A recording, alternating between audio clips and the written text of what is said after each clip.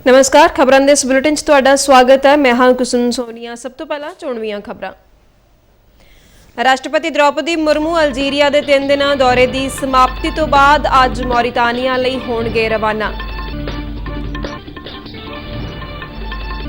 प्रधानमंत्री नरेंद्र मोदी ने देश के हर व्यक्ति तक पहुंचने लई डिजिटल कनैक्टिविटी की भूमिका की कीती शलाघा।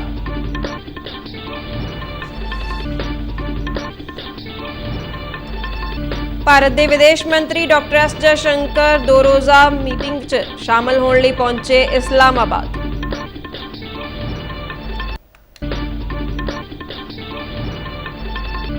भारतीय चोण कमिशन ने पंजाब दीआं 4 विधान सभा सीटां लई ज़मीनी चोणां दा कीता ऐलान। 13 नवंबर नूं पैणगीआं वोटां ते 23 नवंबर नूं ऐलानिया जावेगा नतीजा।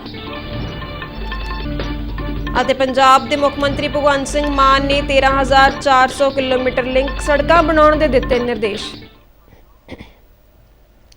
ते हुण खबरां विस्तार नाल। राष्ट्रपति द्रौपदी मुर्मू अल्जीरिया के अपने 3 दिना दौरे की समाप्ति तो बाद अपनी यात्रा के दूजे पड़ाव ते अज मौरीतानिया लई रवाना होणगे। राष्ट्रपति मुर्मू ने अल्जीरिया की लीडरशिप और प्रतिनिधि मंडलों नाल वख-वख दुआलियां मीटिंगां कीतियां, जिस नाल भारत अल्जीरिया संबंधां नूं वड्डा हुलारा मिलिया। राष्ट्रपति मौरीतानिया के 1 दिन के दौरे विच कई प्रोग्रामों में शामिल होणगे। वो अपने मौरीतानिया के हमरुतबा मुहम्मद दौलत गज़ौनी और होर नेतावां नाल दुआलियां मीटिंगां करनगे। राष्ट्रपति मुर्मू मौरीतानिया विच भारतीय भाईचारे नाल भी गलबात करनगे। प्रधानमंत्री नरेंद्र मोदी ने नवी दिल्ली स्थित भारत मंडपम विखे आलमी दूरसंचार म्यारीकरण सम्मेलन और इंडिया मोबाइल कांग्रेस के 8वें एडिशन का उद्घाटन किया। इस मौके करवाए गए समागम ਨੂੰ संबोधन करदिਆਂ प्रधानमंत्री ने डिजिटल तकनोलॉजी ਲਈ आलमी फ्रेमवर्क स्थापित ਕਰਨ ਦਾ ਸੱਦਾ ਦਿੱਤਾ। प्रधानमंत्री ने कहा कि इस सम्मेलन का मंतव आलमी ਮਿਆਰਾਂ ਲਈ ਕੰਮ ਕਰਨਾ है, जबकि इंडिया मोबाइल कांग्रेस सेवावां ਵਿੱਚ महत्वपूर्ण भूमिका निभाਉਂਦੀ है। प्रधानमंत्री ने कहा कि अज भारत दूर संचार और संबंधित तकनोलॉजी के मामले में दुनिया के सब तो गतिशील मुल्कों विचों एक है। उन्होंने जोर दे के कहा कि देश ने डिजिटल कनैक्टिविटी नूं आखिरी मील तक पहुंच प्रदान करने लई असरदार साधन बनाया है। WTSA का लक्ष्य ग्लोबल स्टैंडर्ड्स पर काम करना है।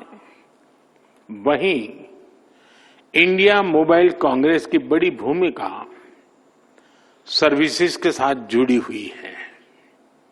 इसलिए आज का ये आयोजन स्टैंडर्ड्स और सर्विसेज दोनों को एक ही मंच पर ले आया है। प्रधानमंत्री ने कहा कि भारत तकनोलॉजी लीडरशिप विच महिलावां लई नवे मौके सिरज रहा है। उन्होंने नमो ड्रोन पहलकदमी का भी जिक्र किया, जिस राहीं ड्रोन की वरतों करके खेतीबाड़ी विच नवी क्रांति लियांदी जा रही है। उन्होंने महिलावां नाल संबंधित होरनां नवीं पहलकदमियां का भी हवाला दिता। प्राचीन सिल्क रूट से लेकर आज के टेक्नोलॉजी रूट तक भारत का हमेशा एक ही मिशन रहा है, दुनिया को कनेक्ट करना और प्रगति के नए रास्ते खोलना। भारत के विदेश मंत्री doctor S Jaishankar SCO council of heads of government की 2 रोज़ा 23वीं मीटिंग में शामिल होने लई इस्लामाबाद पहुंच चुके हैं।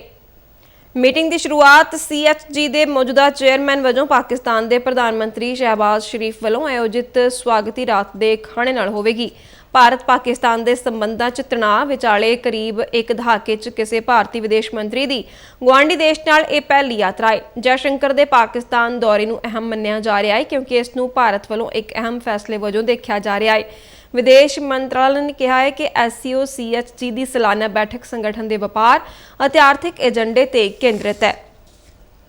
केंद्रीय वित्त और कारपोरेट मामलों के मंत्री निर्मला सीतारमन अज मैक्सीको और अमरीका के 2 देशों के दौरे ते रवाना होणगे। 17 तो 20 तक मैक्सीको की अपनी यात्रा के पहले पड़ाव दौरान सीतारमन मैक्सीको की सिलिकन वैली, ग्वाडालजारा शहर और टैक लीडर्स गोलमेज मीटिंग की प्रधानगी करनगे। मैक्सीको के वित्त और जनतक क्रेडिट मंत्री ਰੋਗੇਲੀਓ ਰੈਮੀਡੇਜ਼ ਡੇ ਲਾਓ ਨਾਲ ਦੋ ਪੱਖੀ ਮੀਟਿੰਗ ਵਿੱਚ ਵੀ ਸ਼ਾਮਲ ਹੋਣਗੇ। ਉਹ ਸੰਸਦੀ ਸਹਿਯੋਗ ਨੂੰ ਮਜ਼ਬੂਤ ਕਰਨ ਅਤੇ ਆਰਥਿਕ ਵਿਕਾਸ ਨੂੰ ਉਤਸ਼ਾਹਿਤ ਕਰਨ ਲਈ ਮੈਕਸੀਕਨ ਸੰਸਦ ਦੇ ਮੈਂਬਰਾਂ ਨਾਲ ਵੀ ਚਰਚਾ ਕਰਨਗੇ। ਮੈਕਸੀਕੋ ਸਿਟੀ ਵਿੱਚ ਸੀਤਾਰਮਨ ਇੰਡੀਆ ਮੈਕਸੀਕੋ ਵਪਾਰ ਅਤੇ ਨਿਵੇਸ਼ ਸੰਮੇਲਨ ਵਿੱਚ ਮੁੱਖ ਭਾਸ਼ਣ ਦੇਣਗੇ। ਇਸ ਸਮਾਗਮ ਵਿੱਚ ਦੋਵਾਂ ਦੇਸ਼ਾਂ ਦੇ ਪ੍ਰਮੁੱਖ ਉਦਯੋਗਪਤੀ ਹਿੱਸਾ ਲੈਣਗੇ। ਉਹ ਭਾਰਤੀ ਡਾਇਸਪੋਰਾ ਦੇ ਭਾਈਚਾਰਕ ਸਮਾਗਮ ਵਿੱਚ ਹਿੱਸਾ ਲੈਣਗੇ। ਆਪਣੀ ਯਾਤਰਾ ਦੇ ਦੂਜੇ ਪੜਾਅ ਤੇ ਸੀਤਾਰਮਨ 20 ਤੋਂ 26 ਤਰੀਕ ਤੱਕ ਅਮਰੀਕਾ ਦੇ ਦੌਰੇ ਤੇ ਰਹਿਣਗੇ। ਉਹ ਅੰਤਰਰਾਸ਼ਟਰੀ ਮੁਦਰਾ ਕੋਸ਼ ਅਤੇ ਵਿਸ਼ਵ ਬੈਂਕ ਦੀਆਂ ਸਾਲਾਨਾ ਮੀਟਿੰਗਾਂ, ਚੌਥੀ G20 ਵਿੱਤ ਮੰਤਰੀਆਂ ਅਤੇ ਕੇਂਦਰੀ ਬੈਂਕ ਗਵਰਨਰ ਮੀਟਿੰਗਾਂ ਵਿੱਚ ਹਿੱਸਾ ਲੈਣਗੇ। ਵਣਜ ਅਤੇ ਉਦਯੋਗ ਮੰਤਰੀ ਪਿਊਸ਼ ਗੋਇਲ ਨੇ ਨਵੀਂ ਦਿੱਲੀ ਵਿਖੇ 27 ਅਭਿਲਾਸ਼ੀ ਜ਼ਿਲ੍ਹਿਆਂ ਲਈ ਪ੍ਰਧਾਨ ਮੰਤਰੀ ਗਤੀ ਸ਼ਕਤੀ ਰਾਸ਼ਟਰੀ ਮਾਸਟਰ ਪਲਾਨ ਦਾ ਜ਼ਿਲ੍ਹਾ ਸੰਸਕਰਣ ਜਾਰੀ ਕੀਤਾ। ਪ੍ਰਧਾਨ ਮੰਤਰੀ ਗਤੀ ਸ਼ਕਤੀ ਦੇ 3 ਸਾਲ ਪੂਰੇ ਹੋਣ ਦੇ ਮੌਕੇ ਤੇ ਗੋਇਲ ਨੇ ਕਿਹਾ ਕਿ ਪ੍ਰਧਾਨ ਮੰਤਰੀ ਗਤੀ ਸ਼ਕਤੀ ਬੁਨਿਆਦੀ ਢਾਂਚੇ ਦੀ ਯੋਜਨਾਬੰਦੀ ਲਈ ਇੱਕ ਉੱਤਮ ਸਾਧਨ ਹੈ ਅਤੇ ਜ਼ਿਲ੍ਹਾ ਮਾਸਟਰ ਪਲਾਨ ਨੂੰ 18 ਮਹੀਨਿਆਂ ਵਿੱਚ 700 ਤੋਂ ਵੱਧ ਜ਼ਿਲ੍ਹਿਆਂ ਵਿੱਚ ਲਾਗੂ ਕੀਤਾ ਜਾਵੇਗਾ।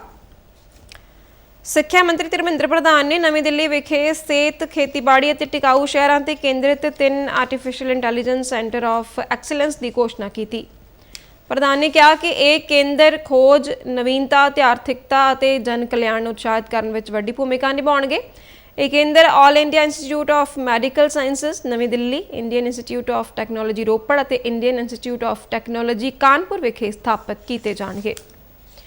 ਚੋਣ ਕਮਿਸ਼ਨ ਵੱਲੋਂ ਮਹਾਰਾਸ਼ਟਰ ਤੇ ਝਾਰਖੰਡ ਵਿਧਾਨ ਸਭਾ ਚੋਣਾਂ ਦਾ ਐਲਾਨ ਕਰ ਦਿੱਤਾ ਗਿਆ ਹੈ। ਚੋਣ ਕਮਿਸ਼ਨ ਦੀ ਸਾਰਣੀ ਮੁਤਾਬਕ ਮਹਾਰਾਸ਼ਟਰ ਵਿੱਚ ਇੱਕ ਗੇੜ ਤਹਿਤ 288 ਸੀਟਾਂ ਤੇ ਚੋਣਾਂ ਕਰਵਾਈਆਂ ਜਾਣਗੀਆਂ, ਜਿਸ ਲਈ 20 ਨਵੰਬਰ ਨੂੰ ਵੋਟਾਂ ਪਵਾਈਆਂ ਜਾਣਗੀਆਂ ਅਤੇ 23 ਨਵੰਬਰ ਨੂੰ ਨਤੀਜੇ ਐਲਾਨੇ ਜਾਣਗੇ। ਝਾਰਖੰਡ ਵਿਧਾਨ ਸਭਾ ਚੋਣਾਂ ਲਈ ਵੋਟਾਂ 2 ਗੇੜਾਂ ਵਿੱਚ ਪਵਾਈਆਂ ਜਾਣਗੀਆਂ। ਪਹਿਲੇ ਗੇੜ ਤਹਿਤ 43 ਸੀਟਾਂ ਤੇ 13 ਨਵੰਬਰ ਅਤੇ ਦੂਜੇ ਗੇੜ ਤਹਿਤ 38 ਸੀਟਾਂ ਤੇ 20 ਨਵੰਬਰ ਨੂੰ VOTING ਹੋਵੇਗੀ ਤੇ ਨਤੀਜੇ 23 ਨਵੰਬਰ ਨੂੰ ਐਲਾਨੇ ਜਾਣਗੇ। ਇਸ ਤੋਂ ਇਲਾਵਾ 48 ਵਿਧਾਨ ਸਭਾ ਸੀਟਾਂ ਅਤੇ 2 ਲੋਕ ਸਭਾ ਸੀਟਾਂ ਤੇ ਜ਼ਿਮਨੀ ਚੋਣਾਂ 13 ਨਵੰਬਰ ਤੋਂ 20 ਨਵੰਬਰ ਨੂੰ ਕਰਵਾਈਆਂ ਜਾਣਗੀਆਂ, ਜਿਨ੍ਹਾਂ ਦੇ ਨਤੀਜੇ ਵੀ 23 ਨਵੰਬਰ ਨੂੰ ਐਲਾਨੇ ਜਾਣਗੇ। ਪ੍ਰੈਸ ਕਾਨਫਰੰਸ ਨੂੰ ਸੰਬੋਧਨ ਕਰਦਿਆਂ ਮੁੱਖ ਚੋਣ ਕਮਿਸ਼ਨਰ ਰਾਜੀਵ ਕੁਮਾਰ ਨੇ ਕਿਹਾ ਕਿ ਜਨਾਦੇਸ਼ ਨਾਲ ਨਵੀਆਂ ਆਸਾਂ ਉਮੀਦਾਂ ਨਾਲ ਸੰਚਾਰ ਹੁੰਦਾ ਹੈ। ਉਹਨਾਂ ਹਾਲੀਆ ਵਿਧਾਨ ਸਭਾ ਚੋਣਾਂ ਦੀ ਸਫਲਤਾ ਬਾਰੇ ਵੀ ਗੱਲ ਕੀਤੀ। ਮੁੱਖ ਚੋਣ ਕਮਿਸ਼ਨਰ ਨੇ ਮਹਾਰਾਸ਼ਟਰ ਤੇ ਝਾਰਖੰਡ ਦੀਆਂ ਵਿਧਾਨ ਸਭਾ ਚੋਣਾਂ ਵਿੱਚ 85 ਸਾਲ ਤੋਂ ਵੱਧ ਬਜ਼ੁਰਗਾਂ ਨੂੰ ਘਰੋਂ ਵੋਟ ਪਾਉਣ ਦੀ ਸਹੂਲਤ ਬਾਰੇ ਵੀ ਜਾਣਕਾਰੀ ਦਿੱਤੀ। ਉਹਨਾਂ ਕਿਹਾ ਕਿ ਚੋਣ ਅਮਲ ਸੰਬੰਧੀ ਹਰ ਤਰ੍ਹਾਂ ਦੀ ਮੁਸ਼ਕਲ ਦੇ ਹੱਲ ਦੀ ਜ਼ਿੰਮੇਵਾਰੀ ਚੋਣ ਕਮਿਸ਼ਨ ਦੀ ਹੈ ਅਤੇ ਹਰ ਸ਼ਿਕਾਇਤ ਨੂੰ ਸਮੇਂ ਸਿਰ ਹੱਲ ਕੀਤਾ ਜਾਵੇਗਾ। This will be in single phase. The notifications, date of notifications are in front of you. 22nd October would be date of notification. Last date of making nomination would be 29th October. Scrutiny on 30th October. And last date for withdrawal 4th, and date of poll in Maharashtra would be 20th 11.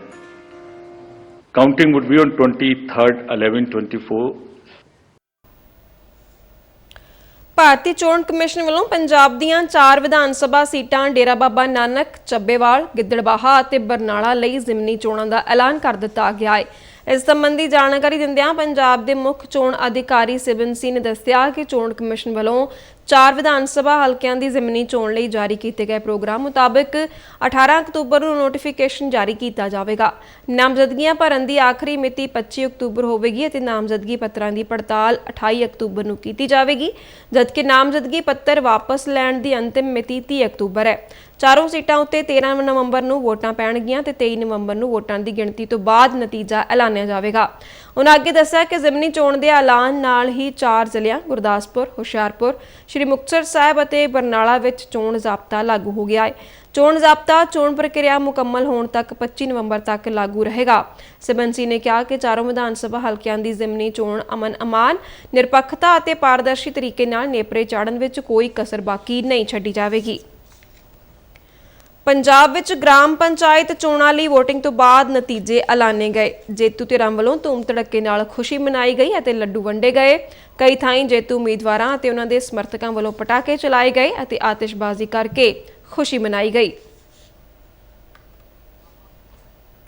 ਸੂਬੇ ਵਿੱਚ 13,937 ਸਰਪੰਚਾਂ ਅਤੇ 83,427 ਪੰਚਾਂ ਦੀ ਚੋਣ ਲਈ ਪਵਾਈਆਂ ਗਈਆਂ ਵੋਟਾਂ ਦਾ ਕੰਮ ਇੱਕਾ ਦੁੱਕਾ ਘਟਨਾਵਾਂ ਨੂੰ ਛੱਡ ਕੇ ਅਮਨ ਅਮਾਨ ਨਾਲ ਪੂਰਾ ਹੋਇਆ। सूबे ਵਿੱਚ ਦਰਜ ਕੁੱਲ 1,33,97,922 ਵੋਟਰਾਂ ਲਈ 19,110 ਪੋਲਿੰਗ ਬੂਥ ਬਣਾਏ ਗਏ ਸਨ, ਜਿੱਥੇ ਬੈਲਟ ਪੇਪਰਾਂ ਰਾਹੀਂ ਵੋਟਾਂ ਪਾਈਆਂ ਗਈਆਂ। ਪੰਜਾਬ ਵਿੱਚ 3,798 ਸਰਪੰਚ ਅਤੇ 48,861 ਪੰਚ ਸਰਬਸੰਮਤੀ ਰਾਹੀਂ ਚੁਣੇ ਗਏ।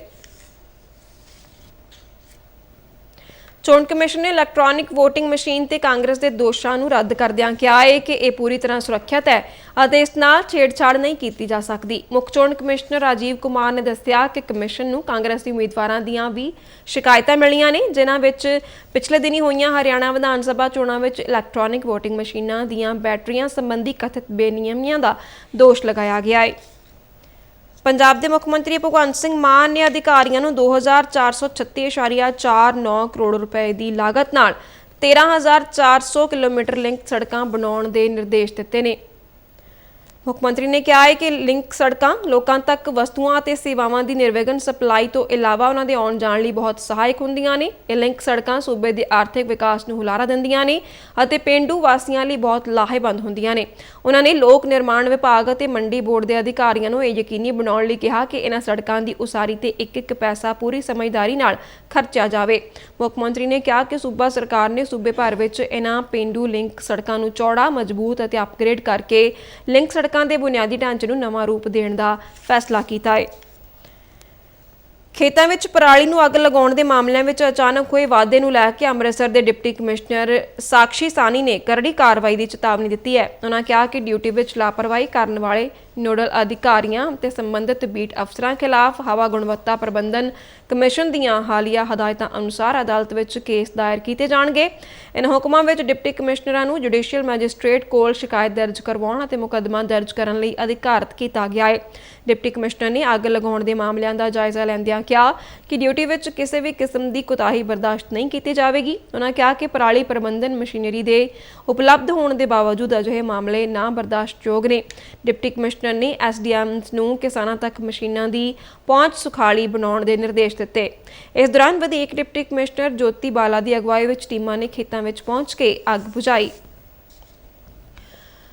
ਉਮਰ ਅਬਦੁੱਲਾ ਅੱਜ ਸਵੇਰੇ 11:30 ਵਜੇ ਜੰਮੂ ਕਸ਼ਮੀਰ ਦੇ ਮੁੱਖ ਮੰਤਰੀ ਵਜੋਂ ਸਹੁੰ ਚੁੱਕਣਗੇ। ਸਹੁੰ ਚੁੱਕ ਸਮਾਗਮ ਸ਼੍ਰੀਨਗਰ ਦੇ Shere Kashmir international conference centre SKICC ਵਿੱਚ ਹੋਵੇਗਾ। ਉਪ ਰਾਜਪਾਲ ਮਨੋਜ ਸਿਨਹਾ ਉਮਰ ਅਬਦੁੱਲਾ ਅਤੇ ਉਹਨਾਂ ਦੇ ਮੰਤਰੀ ਮੰਡਲ ਨੂੰ ਅਹੁਦੇ ਦੀ ਸਹੁੰ ਚੁਕਾਉਣਗੇ। ਸਰਕਾਰ ਨੇ 234 ਨਵੇਂ ਸ਼ਹਿਰਾਂ ਵਿੱਚ 730 ਪ੍ਰਾਈਵੇਟ ਰੇਡੀਓ ਚੈਨਲਾਂ ਦੀ ਸ਼ੁਰੂਆਤ ਲਈ ਪ੍ਰਾਈਵੇਟ FM ਰੇਡੀਓ ਫੇਜ਼ 1 ਦੇ ਤੀਜੇ ਬੈਚ ਦੀ ਨੀਲਾਮੀ ਲਈ ਅਰਜ਼ੀਆਂ ਦਾ ਸੱਦਾ ਦੇਣ ਲਈ ਨੋਟਿਸ ਜਾਰੀ ਕੀਤਾ ਹੈ। ਚੈਨਲਾਂ ਦੀ ਨੀਲਾਮੀ ਲਈ ਰਾਖਵੀਂ ਕੀਮਤ TRAI ਦੀਆਂ 2020 ਦੀਆਂ ਤੈਅ ਕੀਤੀਆਂ ਕੀਮਤਾਂ ਦੇ ਅਨੁਸਾਰ ਹੈ। ਅਰਜ਼ੀਆਂ ਜਮ੍ਹਾਂ ਕਰਾਉਣ ਦੀ ਆਖਰੀ ਮਿਤੀ 18 ਨਵੰਬਰ ਹੈ। ਭਾਰਤ ਨੇ 31 MQ-9B ਪ੍ਰੀ ਡਿਟਰੈਂਟ ਡਰੋਨ ਖਰੀਦਣ ਲਈ ਅਮਰੀਕਾ ਨਾਲ ਸਮਝੌਤਾ ਕੀਤਾ ਹੈ। ਇਸ ਦਾ ਉਦੇਸ਼ ਭਾਰਤ ਦੀ ਸੈਨਾ ਸੰਚਾਲਨ ਤਿਆਰੀ ਅਤੇ ਸਮਰੱਥਾ ਨੂੰ ਵਧਾਉਣਾ ਹੈ। ਇਹਨਾਂ ਵਿੱਚ ਤਿੰਨਾਂ ਸੈਨਾਵਾਂ ਲਈ MQ-9B ਸਕਾਈ ਗਾਰਡੀਅਨ ਅਤੇ ਸੀ ਗਾਰਡੀਅਨ ਡਰੋਨ ਵੀ ਸ਼ਾਮਲ ਨੇ। ਇਹਨਾਂ ਪ੍ਰੀਡੇਟਰ ਡਰੋਨਾਂ ਦੀ ਪ੍ਰਾਪਤੀ ਨਾਲ ਭਾਰਤ ਦੀ ਰੱਖਿਆ ਸਮਰੱਥਾ ਵਿੱਚ ਬੇਮਿਸਾਲ ਵਾਧਾ ਹੋਵੇਗਾ। ਨਵੀਂ ਦਿੱਲੀ ਵਿੱਚ ਰੱਖਿਆ ਸਕੱਤਰ ਗਿਰੀਧਰ ਅਰਮਾਨੇ ਦੀ ਮੌਜੂਦਗੀ ਵਿੱਚ ਰੱਖਿਆ ਮੰਤਰਾਲਾ ਦੀ ਵੱਲੋਂ ਇਸ ਸਮਝੌਤੇ ਉੱਤੇ ਹਸਤਾਖਰ ਕੀਤੇ ਗਏ। ਦੇਸ਼ ਵਿੱਚ ਹੀ ਡਰੋਨ ਦੇ ਉਪਕਰਨ ਰੱਖ ਰਖਾਅ, ਮੁਰੰਮਤ ਅਤੇ ਦੇਖ-ਰੇਖ ਦੇ ਲਈ ਇੱਕ ਵੱਖਰਾ ਸਮਝੌਤਾ ਕੀਤਾ ਗਿਆ। ਇਸ ਦੇ ਨਾਲ ਹੀ ਖਬਰਾਂ ਦਾ ਬੁਲੇਟਿਨ ਖਤਮ ਹੁੰਦਾ ਹੈ। ਆਗਿਆ ਦਿਓ। ਧੰਨਵਾਦ।